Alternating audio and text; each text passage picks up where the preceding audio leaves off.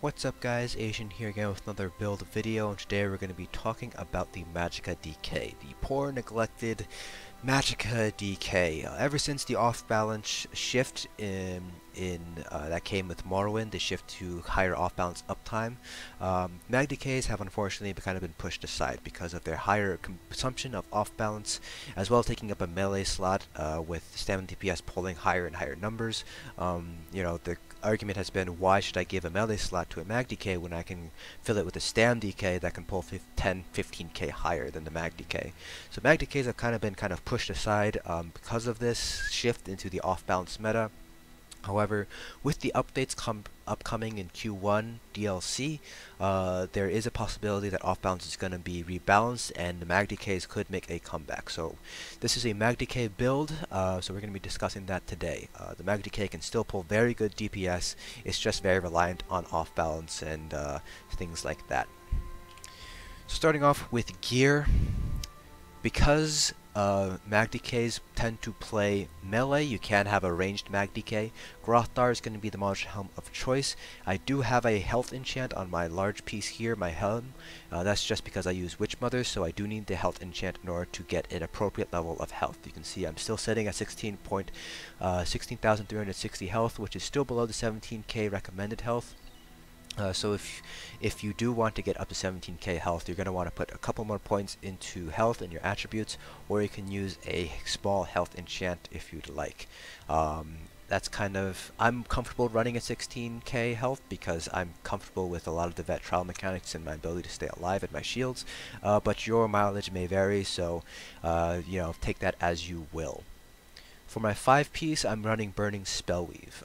So this can be obtained from City of Ash, and it's the best in slot for Mag DKs. Now, if you don't want to farm for Burning Spellweave, a good alternative to go for is going to be Soaks of the Sun. Now, there's kind of been an argument as to which one's better, Sun versus Burning Spellweave, because Burning Spellweave only has an effective 346 max up spell damage boost, compared to the 400 from Breaches of the Sun. However, you have to consider the 2, 3, and 4-piece bonus. So Sun has max health, max magicka, spell damage, versus Burning Spellweave, which has max magicka, spell damage, and spell crit. So because of that extra crit, the Burning Spellweave usually will end up pulling higher than Soaks of the Sun. However, Soaks of the Sun is still a very powerful set. The difference is pretty small, and all things considered. Plus that extra health, you can run Witchmothers and not necessarily have to use a health enchant on any of your pieces there. So there is that side of using Soaks of the Sun as well. So you can pick whichever one you want. Soaks of the Sun is an overland set that you can get from Stonefalls, so you can purchase this off guild traders, so it is easier to obtain compared to Burning Spellweave, where you're kind of reliant on RNG. So that's something else you also want to keep in mind when you're comparing these two sets. How easy it is to obtain is something that you want to consider as well. So for our 4-piece set, we're running Moondancer jewelry. We have 3 spell damage enchants, but you can replace one of them with a regen enchant. You will see a small drop in DPS, but it's worth it for the additional regen that you get out of it. But again, your mileage can vary. I like to keep all 3 as spell damage for me. You can use Willpower instead, or you can use any of the other minor Slayer sets, so Infallible Aether or Master Architect if you'd like. Master Architect and Moondancer will pull a little bit higher compared to Infallible Aether though. So if you don't have the staff for any of the minor Slayer sets, you can definitely go with Willpower and just use a random infused staff. So our front bar is going to be an Inferno staff, Moondancer Inferno infused with the shock damage enchant. Of course, you can use any of the other minor Slayer sets as long as you have the Inferno staff, or you can use a random Inferno staff if you're going to be using Willpower jewelry instead. Definitely want to keep with that shock damage enchant to improve concussed uptime, which improves off-balance uptime, and that's kind of the most important thing there. If you want to be super selfish and just focus on your personal DPS, you can use a flame damage enchant instead, but you kind of want to play a little bit towards the group, so that's why you will have the shock damage enchant. For our back bar, we have a Maelstrom Inferno staff with a weapon damage enchant. Best in slot is going to be Nirn, but I have sharpened here because I don't have a Nirn staff yet. You can instead use a lightning staff to help with the maintaining the off-balance uptime. Since you do consume off-balance, you might as well contribute to maintaining off-balance uptime, just to be fair. However, that is going to be a drop in your personal DPS because now you have shock damage instead of fire damage instead. But you will end up improving your group DPS overall, so that trade-off is worth it. Depending on your group composition. If you have like 3 or 4 mag sorks running lightning wall, you can get away with using the Inferno staff. But if you only have 2 or 3 Magicka DPS, then yes, you're going to want to run lightning staff instead to help with that off balance uptime. So quick thing about sharpened as well. If sharpened puts you above the penetration cap of 18,200, you're going to see a DPS loss compared to using something like precise or nirn honed on your back bar.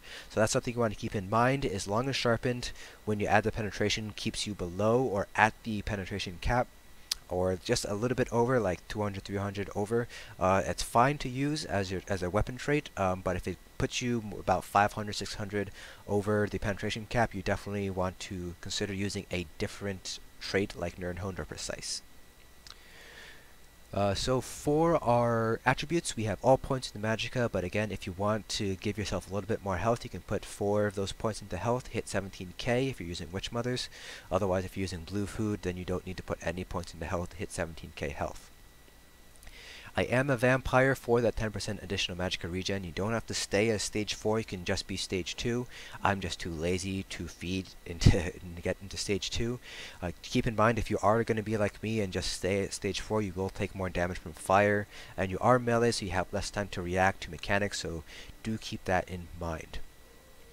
For our Mundus stone, we're going to be using the Apprentice. You can use the lever for 4-man content and solo content like VMA. However, just like with Sharpened, if you're going to go over the penetration cap with all your debuffs up with lever, then you're going to experience a DPS loss. So that's why Apprentice is going to be the strongest Mundus stone that you're going to be able to use for 12-man content for a fully optimized raid group. And we will be using Witchmother's potent Brew. Now I am a Dunmer, which is the best race to use for a Dragonknight because Dunmer have a 7% increase in your flame damage, as well as 9% additional Magicka. A second option to have is going to be your High Elves, your Altmer. They have 4% additional flame damage, 10% additional Magicka, and 9% extra regen. Because Mag DKs have crappier regen overall, and tougher time sustaining without high off-balance uptime, using an Altmer isn't actually that bad of a swap when it comes to Mag DKs, just for that extra 9% regen. However, Dunmer are still going to pull a little bit ahead of Altmer in that regard. And then a third race option is Bretons. You get 10% additional max Magicka, and you get 3% reduction in your Magicka costs. But that's basically it. You get some spell resistance, which helps with survivability, but Bretons come as a distant third compared to Dark Elves and High Elves. So if you really want to min-max your Dragonknight, then definitely go with a Dunmer. So onwards to our abilities. For our front bar, we have Harness Magicka. This is going to be our main shield. We have Flame Lash, Engulfing Flames, Burning Embers, Inner Light, and a Destro ulti here. So we're not always going to be using a Destro ulti as our primary damage ultimate. The Fiery Rage is just there for Ancient Knowledge, because you need to have a Destro Staff ability on your bar in order to gain that 8% additional single target damage, so that's why we have Fiery Rage there.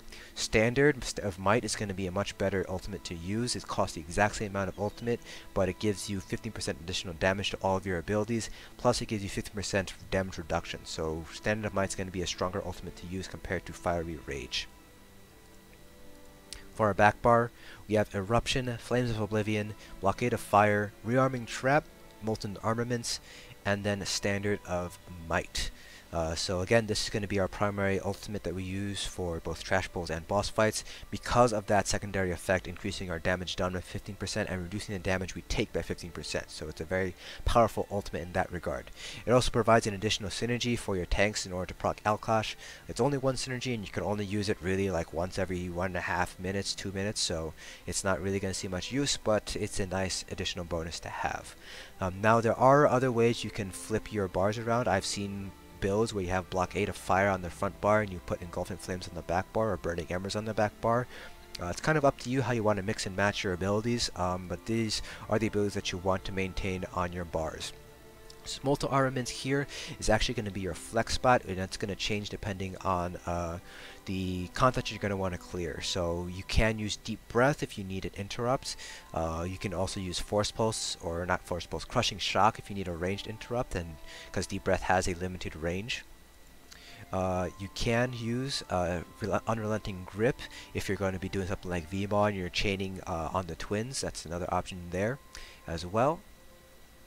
So those are kind of your options that you have for this flex spot here with Molten Armaments. So that's pretty much it for abilities here. So one thing that kind of explains the off-balance consumption is Flame Lash. When you have an off-balance enemy, it turns into Power Lash, which basically is a free cast of the ability. It deals more damage, it stuns the monster, and also heals you for 2 seconds. So it's a very powerful ability, and because it's free, as long as your enemy is as long as you have high off-balance uptime, Mag Decays have very good sustain because you aren't using any Magicka at all when you're using Power Lash, and that's going to be your main spammable. That being said though, when you do use Power Lash, you actually take away that off balance, so you're consuming the off balance. So that's kind of why Mag Decays are kind of frowned upon, or at least pushed away in top tier raiding guilds, because your spammable consumes off balance at a pretty high rate, all things considered, and if you aren't providing off balance with the lightning staff, you're going to end up dropping the off balance uptime, which in turn drops your group DPS, at the expense of personal DPS. But with high off balance uptime, Mag Decays can actually outparse Mag Sorks and Mag Nightblades on in raids. I have been able to pull 41-42k on my Mag Decay in raid scenarios, whereas Mag Sorks and Mag Nightblades have only pulled around 40k. So it is possible for a Mag Decay to outparse Mag Sorks and Mag Nightblades if you have good off-balance support. Now we're going to be going over our CP. We have 75 into Arcana, 75 in Tenacity, which leaves 80 points, which you can divide into these next 3 nodes however you'd like. I have 26 into Warlord, 26 into Tumbling, and 28 into Shadow Ward. Again, you can split those up however you'd like. For our Mage CPs, I have 34 into Elfborn, 49 into Elemental Expert, 38 into Spell Erosion, 34 into Master at Arms, and 75 into Thaumaturge. Now, I want to talk a little bit about Spell Erosion. Just like with Sharpened on your weapons and Lover as your Mundus Stone, if you go over the penetration cap with Spell Erosion, you're going to have a DPS loss. So this particular CP setup is meant for the raid group that I run primarily with, where we get Elemental Drain, Power of the Light, and Infused Thorax Crusher. We don't get Alkosh. So that's why I have a lot of points in the Spell Erosion. That's to make up for the loss in Alkosh. So if you do need to take points out of the other nodes and put them into Spell Erosion, take them out of Elfborn first and then Master at Arms, and try to avoid touching Elemental Expert if you can. That's mainly because Magicka DPS for these past few patches since Morrowind, or at least since Horns of the Reach, have been running lower crit chance builds overall, so taking points out of Elfborn isn't going to affect you as badly as if you take them out of Master at Arms, which affects your light attacks and your spammable, or Elemental Expert, which is a flat increase across all your abilities including your light and heavy attacks. In addition, Mag Decays are using Rearming Trap, so you do get an additional 10% critical damage as well. You definitely don't want to touch Thaumaturge because of that Exploiter passive. It's a very powerful passive to have in this current meta. Now for red CPs, the distribution that I currently have is a one-size-fits-most. Depending on the content you're going to run, you might be running different CP point distributions. For example, in Hell Ra, you're going to take a lot more physical damage, so you might want to put more points into Hardy instead of Elemental Defender, so you're going to want to just adjust accordingly for your content. I have 40 into Ironclad, 1 into Spell Shield, 34 into Thick Skinned, 1 into Light Armor Focus, 56 into Hardy, 64 into Elemental Defender, and 34 into Bastion. This is because I do tend to run only Mom and Mag Decay, so I have a little bit more points in Elemental Defender. So now we're going to talk about our rotation and kind of skill prioritization and what I do when I am parsing or doing a raid fight.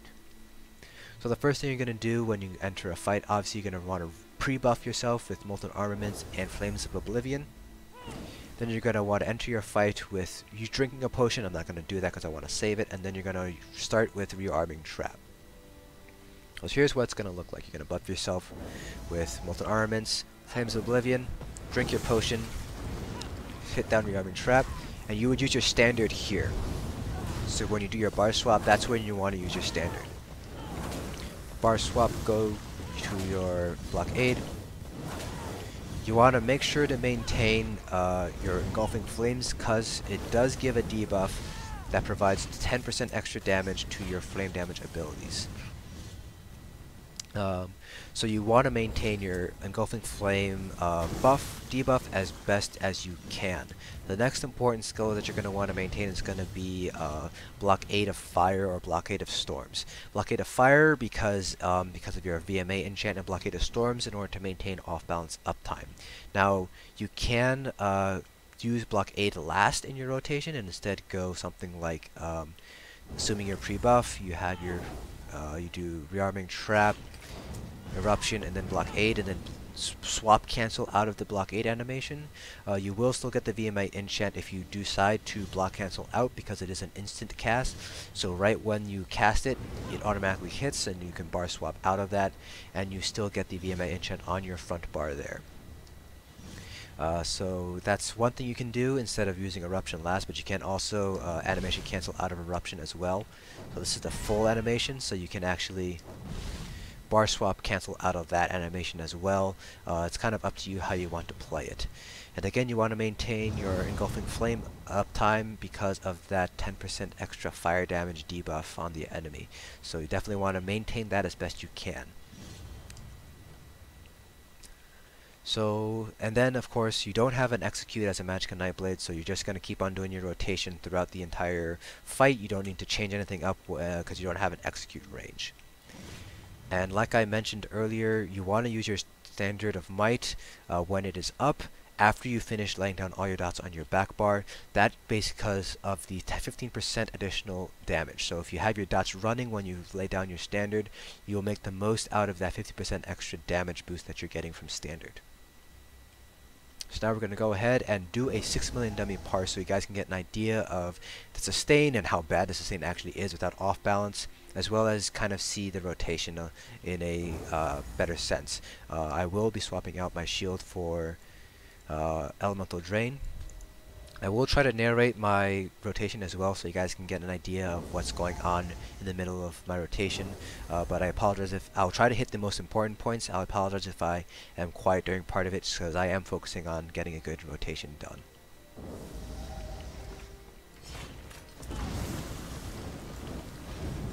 So again, we want to use our Standard after we lay down all of our dots.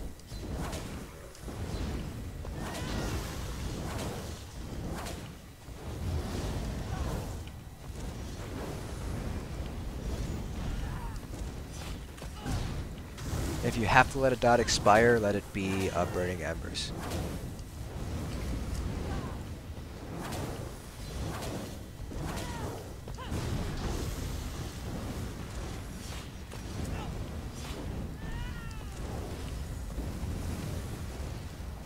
So I'm going to heavy attack here.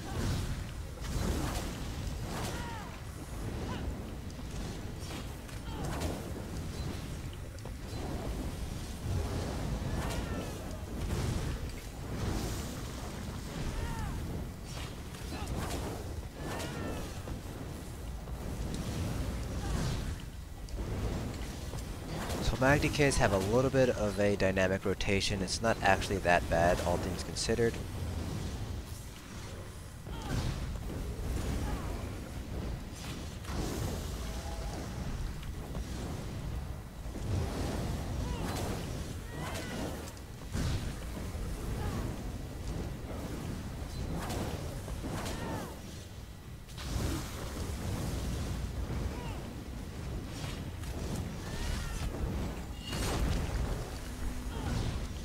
You can already see how bad the sustain is on our Mag DK.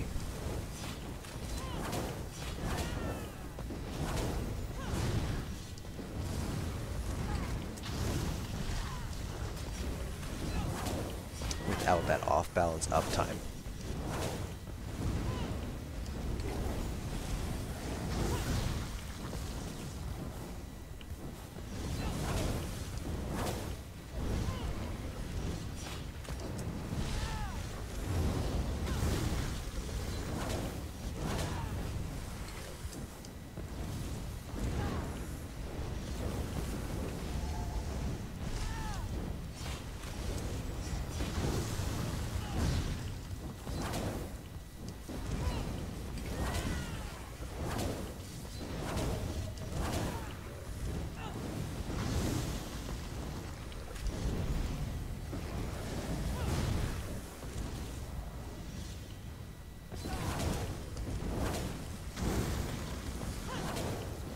see, I do have the heavy attack fairly often. So there we go, that is a Mag DK parse, 6 million dummy parse, so take a look at our econometrics parse. You can see we still pulled very good DPS, we pulled 34.7k, that's without any off-balance uptime, so the only time we're getting Power Lash is when we manage to hit with Flame Lash after we have a Rearming trap proc. So if we can pull 34.7k without off-balance, think about how much DPS we can pull with off-balance, where we have Power Lash proccing all the time. So we can see here Blockade is obviously going to be one of our most powerful dots, beyond our light attacks obviously. Flames of Oblivion is also a pretty powerful dot to keep up. Burning is going to be up there because of Burning Spellweave. Burning Spellweave, when it procs, also procs Burning as well. And then you have Eruption, Burning Embers, and Engulfing Flames is down here, but again that debuff, the 10% extra fire damage from Engulfing Flames, is a very powerful debuff to have up at all times, and it just improves the DPS from everything above it. So if you do have to break out of your rotation for any reason to res somebody in order to play mechanics, your first two dots that you're going to want to try to maintain up at all times is going to be Blockade of Fire and Flames of Oblivion, followed by Eruption. If you have to let a dot drop off, definitely have it be Burning Embers. Try to maintain Engulfing Flames as best you can. The DPS from it isn't going to be as high, as you're going to be maintaining it more for the debuff, but if you have to let it expire a little bit, that's okay, because again it is not very high in our DPS contribution list. So again, that's probably the order in terms of prioritization, in terms of skill. Blockade, Flames of Oblivion, and Eruption are going to be your top 3. Engulfing Flames is going to also be up there because of that debuff. So that's pretty much it for the Magicka DK. With the changes coming with off balance in Q1 DLC, coming in a couple of weeks, hopefully. Hopefully the Mag DK will start seeing a lot more love, and because it can pull very good DPS, as we see here, we pulled almost 35k on a 6 million parse without off balance. So Mag DKs are still very strong. It's just that all that consumption of off balance is kind of a downer on your group DPS. So that's it for this video. I hope you guys found it informative, and I will see you guys in the next dungeon.